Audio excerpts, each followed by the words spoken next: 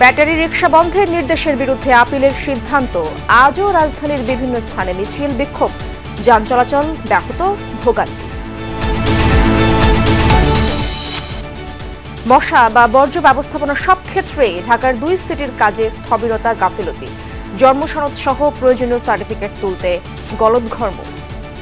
আমরা বসার ওষুধ পাচ্ছি না, এই এলাকায় দেয় না এখন। মৃত্যু সনদ, জন্ম সনদ সহ যে কোনো নাগরিক সুবিধার জন্য ভোগান্তি হচ্ছে এখানে। অনেকজন আসছে, তারা আসলে আইসা কোনো লোকজন এখানে পায় না। চোখের জলে আইইউটির 2 শিক্ষার্থীকে চিরবিদায় জানালো স্বজন সহপাঠী। পিকনিক বাসে বিদ্যুৎ স্পৃষ্টের ঘটনায় বিদ্যুৎ বিভাগের 7 জন সাময়িক বরখাস্ত।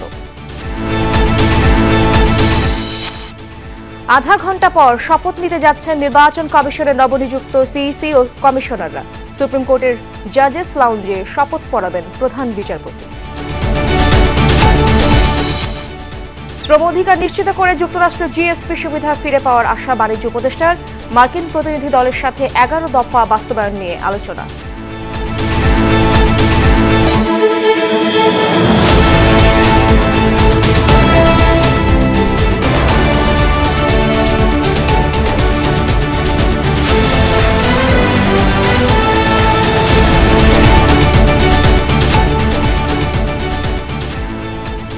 দেখছিলেন শিরোনামগুলো। এছাড়াও দেশ বিদেশের আরো খবর নিয়ে দুপুরে বাংলাদেশে আপনাদের সঙ্গে আছি আমি ইশরাত জাহান।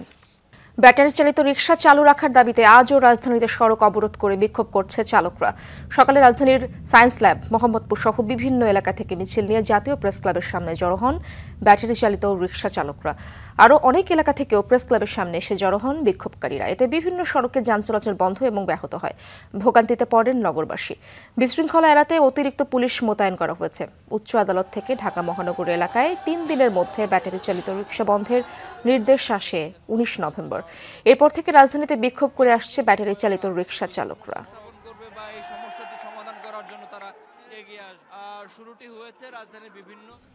দর্শক, প্রেস ক্লাবের সামনে রয়েছেন আমার সহকর্মী শাকিল হাসান। সরাসরি জেনে নেব তার কাছ থেকে। শাকিল, বিক্ষোভকারীরা কি বলছেন আজকের দিনের বিষয়ে এবং প্রেস ক্লাবের সামনের সড়কে কি অবস্থা? আপনি তো সেখানেই রয়েছেন, আমাদেরকে জানাবেন। ইশরাত, আজকে সকাল থেকেই রাজধানীর বিভিন্ন এলাকা থেকে, বিশেষ করে মোহাম্মদপুর, বছিলা এলাকা থেকে খণ্ড খণ্ড মিছিল নিয়ে শুরুতে এই অটো চালকরা কিন্তু সায়েন্স ল্যাব এলাকা অবরোধ করেছিলেন, সেখানে তারা বিক্ষোভ করেছেন। সেখান থেকে মিছিল নিয়ে তারা কাঁটাবন, শাহবাগ, মৎস্য ভবন মোড় হয়ে এই হাইকোর্টের মোড়ের সামনে এসে এবং প্রেস ক্লাবের সামনে তারা অবরোধ করেছেন এবং সকাল 11টা, 11:30 পর থেকে কিন্তু এখন পর্যন্ত এই এলাকায় যান চলাচল ব্যাহত হচ্ছে। তবে পুরোপুরি যান চলাচল কিন্তু বন্ধ না, কারণ হাইকোর্টের মোড়ের ওখানে তারা পুলিশ ডাইভার্সন করে দিয়েছে এবং সেখানে 10 মিনিট করে এক দিকের গাড়ি ছাড়ছে এবং আরেক পাশে গাড়ি বন্ধ করছে। প্রেস ক্লাবের সামনে অটো চালকরা তারা একটা পথসভা করছেন। এই সভাতে বামপন্থী অনেক নেতারা এসছেন, মুজাহিদুল ইসলাম সেলিম এসছেন সিপিবির, এবং তারা কিন্তু এই সমাবেশ থেকে বলছেন যে আদালতের আদেশে হঠাৎ করে যেভাবে অটো চালকদের সড়কে চালনা নিষিদ্ধ করে দেওয়া হলো, এতে করে কিন্তু রাজধানীতে প্রায় কয়েক লাখ অটো চালক তারা পথে বসেছেন এবং তাদের সঙ্গে সম্পৃক্ত তাদের পরিবারের সদস্যরা সব মিলে কিন্তু প্রায় কয়েক লাখ মানুষের সঙ্গে জড়িত, এবং তারা 3 থেকে 4 দিন ধরে কিন্তু রাস্তায় অটো চালাতে পারছে না। তাদের জীবিকার পথ বন্ধ এবং তাদের ঘরের চুলো জ্বলেনি। তবে তাদের এই বক্তব্যের পাশে কিন্তু আরেকটি বক্তব্য আছে, সেটি হচ্ছে এই অটো কিন্তু একটি ঝুঁকিপূর্ণ অবস্থা। সেটি কিন্তু মঞ্চ থেকে নেতারাও বলছেন যে এই অটো ঝুঁকিপূর্ণ অবস্থা রয়েছে, কারণ যে গতিতে চলার সক্ষমতা এই যানবাহনগুলো রয়েছে তার চেয়ে বেশি গতিতে কিন্তু অটোগুলো চলে, যে কারণে অনেক সময় দুর্ঘটনায় হয়। এবং জাহাঙ্গীরনগর বিশ্ববিদ্যালয়ে দেখলাম কয়েকদিন আগে আমরা একজন শিক্ষার্থী কিন্তু মারা গেলেন।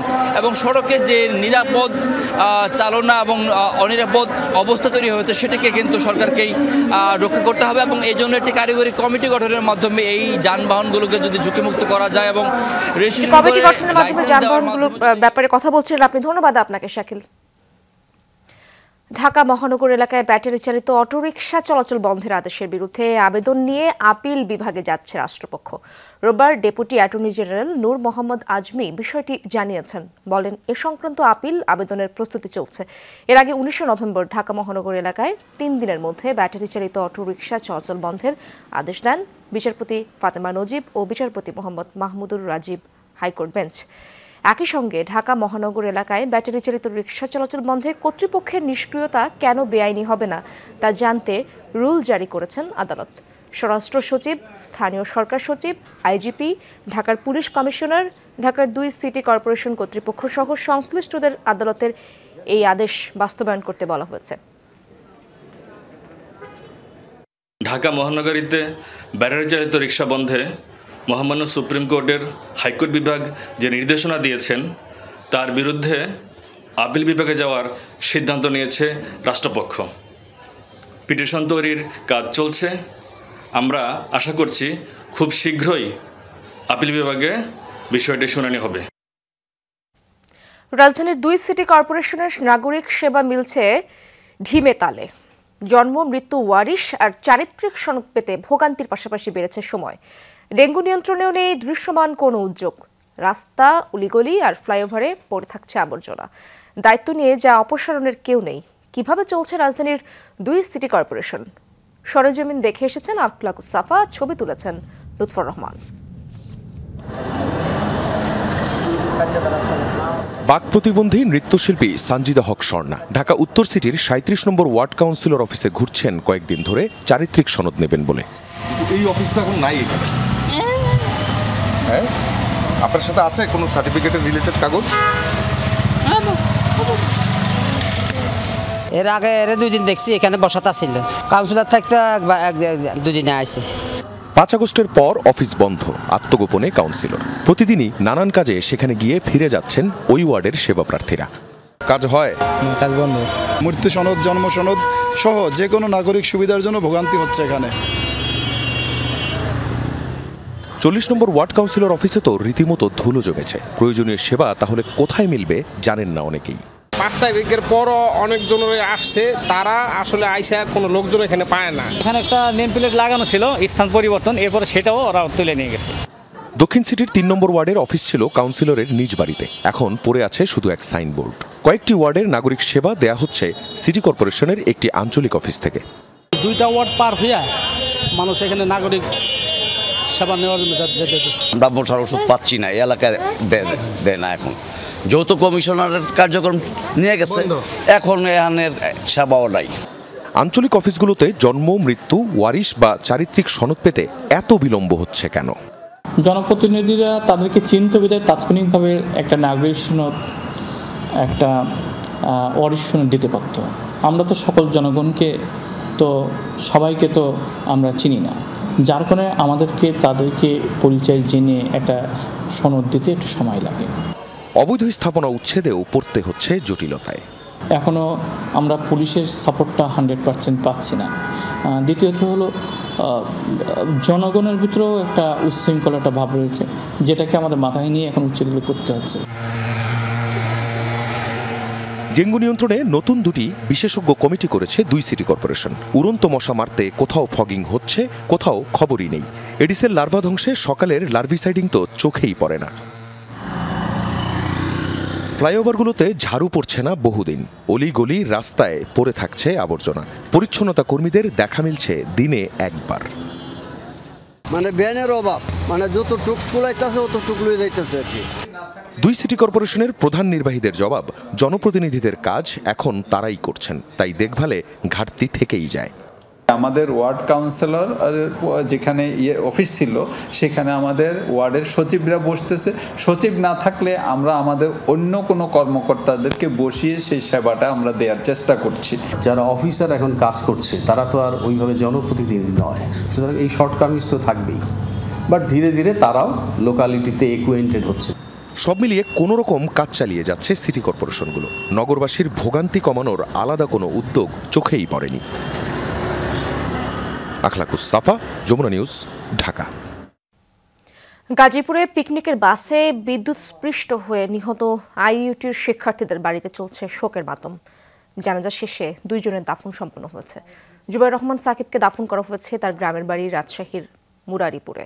সকালে 10টায় জানাজায় অংশ নেন সহপাঠী, স্বজনসহ গ্রামবাসীরা। এর আগে গত রাতে সাকিবের মরদেহ ময়মনসিংহ মেডিকেল কলেজ থেকে রাজশাহীতে নিয়ে আসা হয়। আহাজারিতে ভারী হয়ে ওঠে বাড়ির পরিবেশ।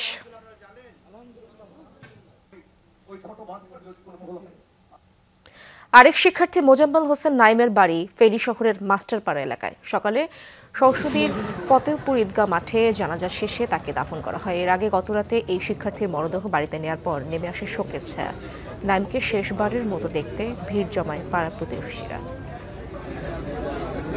সবচেয়ে বিশেষ এবং সবচেয়ে আকর্ষণীয় এবং মানে তার ক্ষতিটা কোনোভাবে পূরণ করার না। ভাই অনেক কষ্ট করে লালন পালন করছে, বড় করছে, অনেক স্বপ্ন যে তাকে বড় করবে, তাকে নিয়ে অনেক স্বপ্ন দেখতো।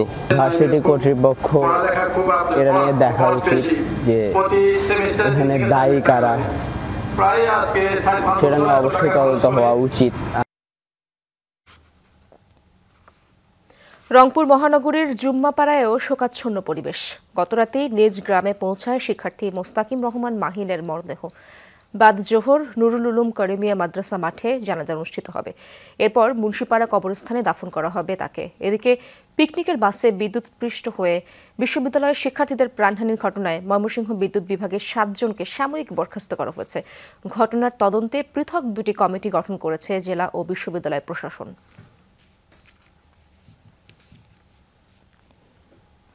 রাজধানীর মিরপুরে সিলিন্ডার থেকে ছড়িয়ে পড়া গ্যাসের বিস্ফোরণে নারী শিশু সহ 7 জন দগ্ধ।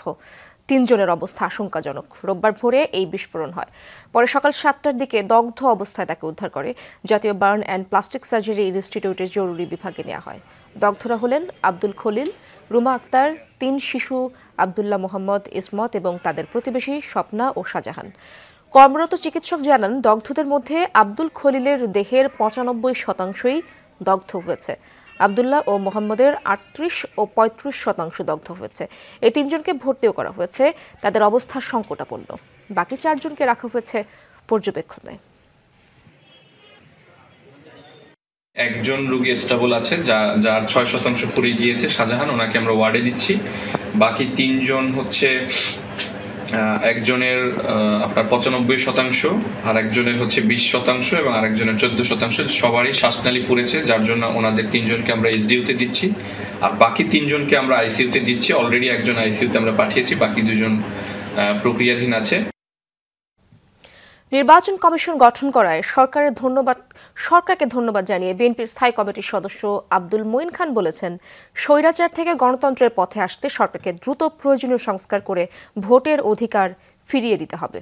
সকালে রাজধানীর শেরেবাংলা নগরে দলের প্রতিষ্ঠাতা জিয়াউর রহমানের সমাধিতে যুক্তরাজ্য বিএনপির সাবেক সভাপতি মহিদুর রহমানকে সাথে নিয়ে শ্রদ্ধা নিবেদন শেষে তিনি এসব কথা বলেন।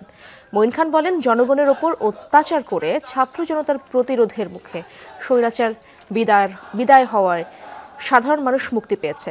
শেখ হাসিনা সরকারের নির্মমতার কথা তুলে ধরে বিএনপির এই নেতা জানান, গত 15 বছরে হওয়া মিথ্যা মামলার কারণে এখনো বিএনপির বহু নেতা দেশে ফিরতে পারছেন না।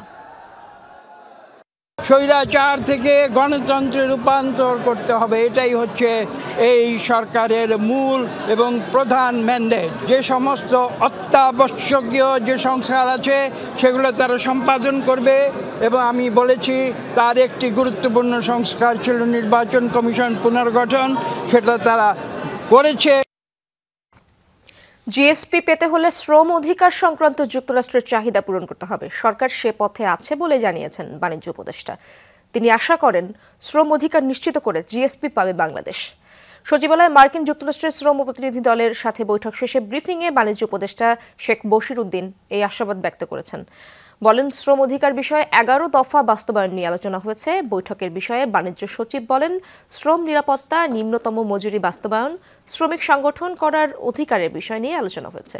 যুক্তরাষ্ট্রের বাজারে বাংলাদেশি পণ্যের প্রবেশাধিকার আরও বাড়ানোর উপর জোর দিয়েছে বাণিজ্য মন্ত্রণালয়। ইউরোপীয় ইউনিয়নে ডিউটি ও কোটা ফ্রি সুবিধা আছে বাংলাদেশের, সেই সুবিধা যুক্তরাষ্ট্রও চায় বাংলাদেশ। জিএসপি পেতে গেলে আমাদের লেবার রাইটের যে এলিমেন্টগুলো আছে সেগুলোকে কমপ্লাই করার দরকার আছে, এবং আমরা এগুলো কমপ্লায়েন্সের পরে অবশ্যই আমরা জিএসপি পাবো বলে আশা রাখি। সামাজিক নিরাপত্তা কর্মসূচিতে অনেক বৈষম্য রয়েছে। যাদের সহায়তা পাওয়ার কথা অনেক সময় তারা পাচ্ছে না, আর যাদের পাওয়ার কথা নয় তারা পাচ্ছে। বেসরকারি গবেষণা প্রতিষ্ঠান সিপিডির মৌলিক আয়ের কার্যকারিতা শীর্ষক সেমিনারে বক্তারা এসব কথা বলেন।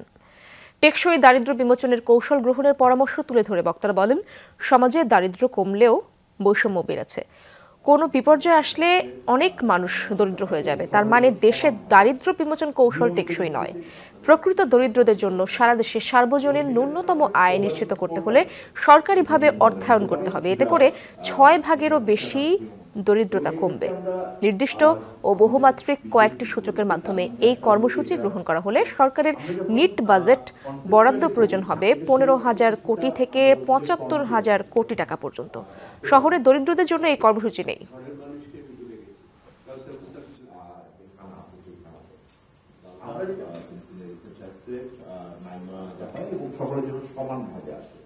নিয়মিত ভিত্তিতে আপনাদের কাছে কি পেপারটা আছে আপনারা দেখুন, এবং সেটার জন্য আমরা পভার্টি স্কোর কার্ড নতুন মনে হতে পারে, কিছুটা এটা উচ্চাকাঙ্ক্ষী এবং এক্ষেত্রে আমরা আমাদের বিশেষ দিক বলেছি। তার মধ্যে একটা হলো যে এটা আমরা যখন কনসেপচুয়ালি বলি, এটা আয় একটা গুরুত্বপূর্ণ বিষয়, কিন্তু তার বাইরেও তার স্বাস্থ্য, শিক্ষা, তার আর্থিক অন্যান্য অবস্থান, বাড়িঘর কিরকম ইত্যাদি বিবেচনা করা হয়েছে। যেমন হলো যে বাড়িতে আপনার লেগে থাকে এরকম কোনো অসুখ বিসুখ আছে কিনা, এরকম বিষয়কে আমরা বিবেচনা করেছি।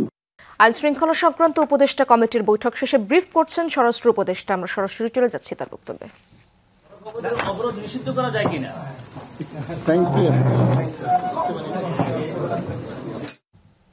দর্শক, ব্রিফটি শেষ হলো মাত্র। মারা গেছেন সাবেক প্রধান বিচারপতি মোহাম্মদ রুহুল আমিন। তার প্রতি সম্মান জানিয়ে বন্ধ রাখা হয়েছে সুপ্রিম কোর্টের আপিল এবং হাইকোর্ট বিভাগের সব বিচার কাজ। মোহাম্মদ রুহুল আমিনের জানাজার নামাজ মঙ্গলবার বাদ জোহর সুপ্রিম কোর্টের ইনার কোর্ট ইয়ার্ডে অনুষ্ঠিত হবে। রোববার সকালে সুপ্রিম কোর্ট প্রশাসন থেকে এই তথ্য জানানো হয়েছে। গণসংযোগ কর্মকর্তা জানান, সুপ্রিম কোর্টের ঐতিহ্য অনুযায়ী সাবেক প্রধান বিচারপতি মোহাম্মদ রুহুল আমিনের স্মৃতির প্রতি শ্রদ্ধা জানিয়ে আজ সর্বোচ্চ আদালতের উভয় বিভাগের বিচারিক কার্যক্রম বন্ধ থাকবে, তবে চলমান থাকবে সুপ্রিম কোর্টের রেজিস্ট্রির সব কাজ। তার মৃত্যুতে শোক জানিয়েছেন বর্তমান প্রধান বিচারপতি সৈয়দ রেফাত আহমেদ। আজ ভোর 4:30 নাগাদ রাজধানীর সম্মিলিত সামরিক হাসপাতালে চিকিৎসাধীন অবস্থায় মারা যান সাবেক প্রধান বিচারপতি মোহাম্মদ রুহুল আমিন। 2007 সালের 1 মার্চ তিনি দেশের 15তম প্রধান বিচারপতি হিসেবে যোগ করেন। 2008 সালে যান অবসরে। 2 জেলায় সড়ক দুর্ঘটনায় 2 বন্ধু সহ মোটরসাইকেলের 4 আরোহী নিহত হয়েছেন। পুলিশ জানায়, সকালে 2 বন্ধু মোটরসাইকেলে সিরাজগঞ্জের শাহজাদপুরে মাছ কিনতে যাচ্ছিলেন। উল্লাপাড়ার বোয়ালিয়া বাজারে ঢাকাগামী একটি বাসের সাথে সংঘর্ষ হয়। এতে ঘটনাস্থলে নিহত হন শরীফুল ও নাইম। এছাড়া শনিবার রাতে চট্টগ্রাম কক্সবাজার মহাসড়কের চকুরিয়ায় লরির ধাক্কায় মোটরসাইকেলের 2 আরোহী মারা গেছেন। তাদের নাম পরিচয় জানা যায়নি এখনো।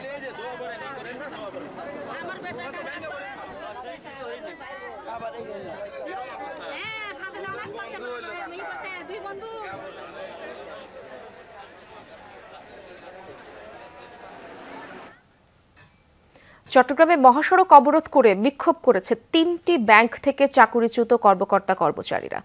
সকাল 9:30টায় আনোয়ারা উপজেলার মৈজারটেক মোড়ে চট্টগ্রাম কক্সবাজার মহাসড়কে অবস্থান নেয় তারা। এ সময় দুপাশে দেখা দেয় তীব্র যানজট। চাকুরিচ্যুতদের ভাষ্যে যথাযথ প্রক্রিয়া মেনেই এসালমের মালিকানাধীন ইউনিয়ন ইসলামী ও সোশ্যাল ইসলামী ব্যাংকে কর্মরত ছিলেন তারা। সরকার পতনের পর প্রায় 1,500 কর্মকর্তা কর্মচারীকে চাকুরিচ্যুত করা হয়েছে। দ্রুত চাকরিতে পুনর্বহালের দাবি জানান তারা। সেনাবাহিনী ও পুলিশের হস্তক্ষেপে বেলা 11টার দিকে আন্দোলনকারীরা সড়ক থেকে সরে যায়। আমাদের চাকরির পিছনে কোনো এসালমের হাত নাই, কোনো কিছু নাই। প্রতিহিংসামূলক আমাদেরকে চট্টগ্রাম ট্যাগ লাগিয়ে আমাদেরকে চাকরিচ্যুত করা হয়েছে। এদেরকে আবারও নিয়োগ দেওয়া হোক এবং এসআইবিএল 672 জন যে সমস্ত গঠন রয়েছে তাদেরকে সহসা অতি সন্নিকটে তাদেরকে চাকরিতে পুনর্বহাল চাই। নবনিযুক্ত প্রধান নির্বাচন কমিশনার AM নাসির উদ্দিন এবং অন্যান্য কমিশনাররা শপথ নিচ্ছেন। আমরা সরাসরি যাচ্ছি সেখানে।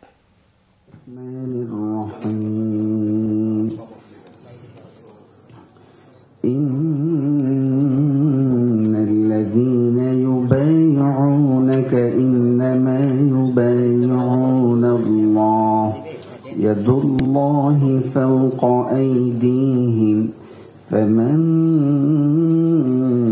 نكث فإنما ينكث على نفسه ومن أوفى بما عاهد عليه الله فسيؤتيه فيه أجرا عظيما صدق الله العظيم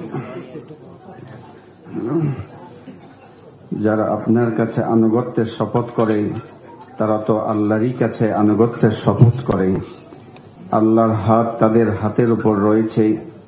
এরপর যে শপথ ভঙ্গ করবে তার পরিণাম তার উপরই আসবে। আর যে আল্লাহ তাআলার সঙ্গে অঙ্গীকার পূর্ণ করবে তিনি অবশ্যই তাহাকে মহাপুরস্কার দিবেন। বারাকাল্লাহু লানা ওয়া লাকুম ফিল কুরআনিল আযীম। আসসালামু আলাইকুম ওয়া রাহমাতুল্লাহি ওয়া বারাকাতুহু। ধন্যবাদ। এখন পবিত্র গীতা থেকে পাঠ করবেন অসিত বরণ সুতার, বেঞ্চ অফিসার, হাইকোর্ট বিভাগ, বাংলাদেশ সুপ্রিম কোর্ট।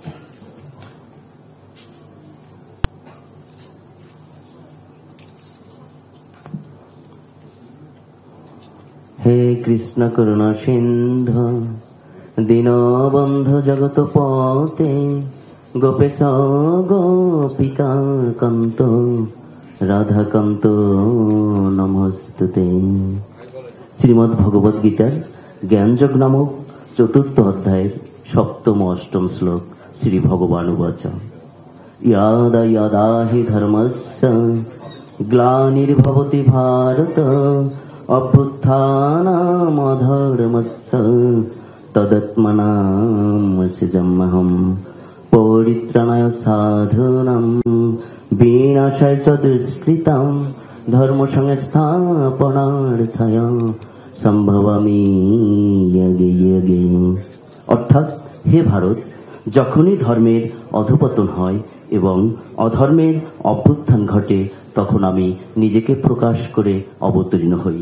সাধুদিগের পরিত্রাণ, দুষ্কৃতিকারীদের বিনাশ এবং ধর্ম সংস্থাপনের জন্য আমি যুগে যুগে অবতীর্ণ হই। সর্বে ভবন্তু সুখিন সর্বে সন্তু নিরাময়া সর্বে ভদ্রাণি পশ্যন্তু মা কশ্চিৎ দুঃখ ভাগ ভবে। জগতের সকলে সুখী হোক, সকলে শান্তি লাভ করুক, সকলে আরোগ্য লাভ করুক, কেউ যেন দুঃখ ভোগ না করে। ওম শান্তি, ওম শান্তি, ওম শান্তি।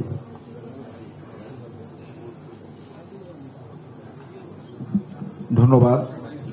গণপ্রজাতন্ত্রী বাংলাদেশের সংবিধানের ১১৮ অনুচ্ছেদে প্রদত্ত ক্ষমতা বলে মহামান্য রাষ্ট্রপতি বাংলাদেশ সরকারের অবসরপ্রাপ্ত সচিব জনাব এম নাসির উদ্দিনকে প্রধান নির্বাচন কমিশনার পদে এবং অবসরপ্রাপ্ত অতিরিক্ত সচিব জনাব মোহাম্মদ আনারুল ইসলাম সরকার, অবসরপ্রাপ্ত জেলা ও দায়রা জজ জনাব আব্দুর রহমান এল মাসুদ, অবসরপ্রাপ্ত যুগ্ম সচিব বেগম তহমিদা আহমদ ও অবসরপ্রাপ্ত ব্রিগেডিয়ার জেনারেল আবুল ফজল মোহাম্মদ সানাউল্লাহ গণকে নির্বাচন কমিশনার পদে সানুগ্রহ নিয়োগ প্রদান করেছেন। তাদের এই নিয়োগের বিষয়ে গণপ্রজাতন্ত্রী বাংলাদেশ সরকারের মন্ত্রিপরিষদ বিভাগ গত ২১ নভেম্বর ২৪ তারিখে প্রজ্ঞাপন জারি করেছে। বাংলাদেশের প্রধান বিচারপতি মাননীয় বিচারপতি ডক্টর সৈয়দ রেফাত আহমেদ মহোদয় নবনিয়োগ প্রাপ্ত প্রধান নির্বাচন কমিশনার ও নির্বাচন কমিশনারগণকে শপথ পাঠ করাবেন। আমি বাংলাদেশের মাননীয় প্রধান বিচারপতি মহোদয়কে বাংলাদেশ সরকারের অবসরপ্রাপ্ত সচিব জনাব এম নাসির উদ্দিনকে প্রধান নির্বাচন কমিশনার হিসেবে শপথ পাঠ করানোর জন্য বিনীত অনুরোধ করছি।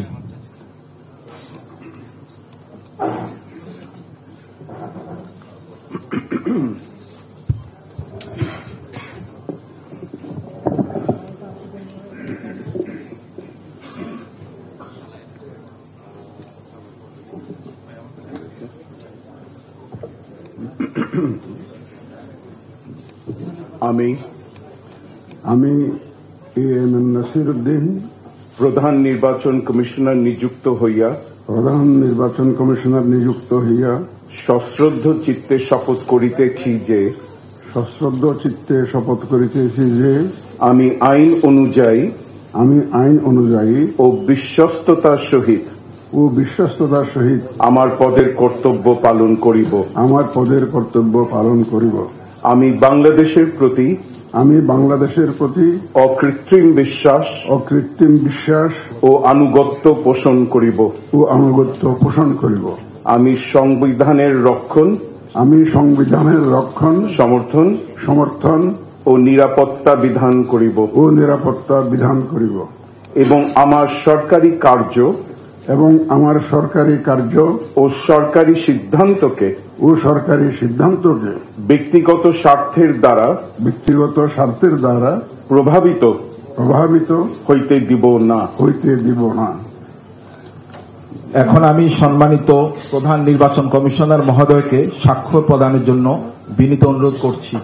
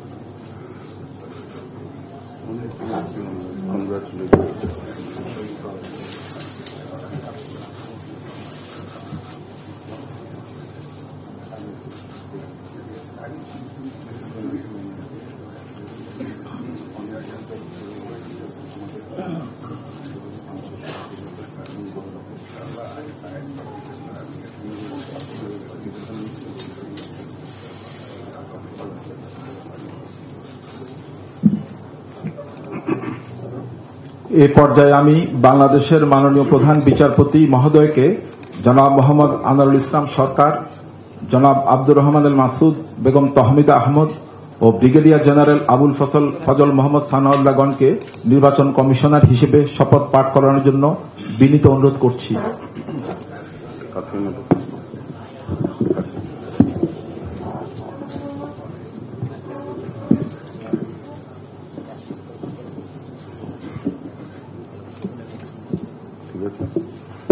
আমি ব্রিগেডিয়ার জেনারেল আবুল ফজল মোহাম্মদ সানাউল্লাহ নির্বাচন কমিশনার নিযুক্ত হইয়া সশ্রদ্ধ চিত্তে শপথ করিতেছি যে আমি আইন অনুযায়ী ও বিশ্বস্ততার সহিত আমার পদের কর্তব্য পালন করিব। আমি বাংলাদেশের প্রতি অকৃত্রিম বিশ্বাস ও আনুগত্য পোষণ করিব। আমি সংবিধানের রক্ষণ, সমর্থন ও নিরাপত্তা বিধান করিব এবং আমার সরকারি কার্য ও সরকারি সিদ্ধান্তকে ব্যক্তিগত স্বার্থের দ্বারা প্রভাবিত হইতে দিব না। নবনিয়োগ প্রাপ্ত সম্মানিত নির্বাচন কমিশনার মহোদয়গণকে ক্রমানুসারে এসে স্বাক্ষর প্রদানের জন্য বিনীত অনুরোধ করছি।